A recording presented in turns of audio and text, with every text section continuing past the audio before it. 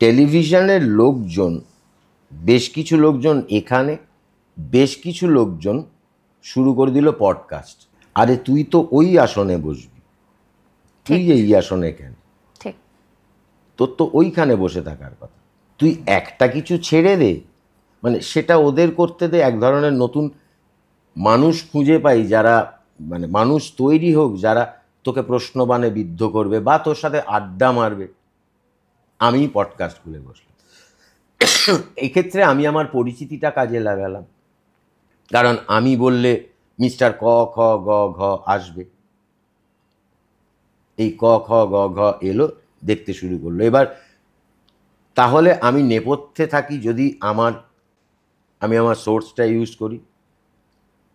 তো আমি বলছি যে এই বেচারাদেরও দোষ দিয়ে লাভ নেই, কারণ আমরা মানে আমাদের এই বিনোদন জগৎ থেকে তাকে যথেষ্ট পুষ্টি দিতে পারছি না। যথেষ্ট যদি খেতে দিতে পারতাম, যথেষ্ট যদি ব্যস্ততা দিতে পারতাম, তাহলে বোধহয় এগুলো তাকে করতে হতো না। তারা করছে।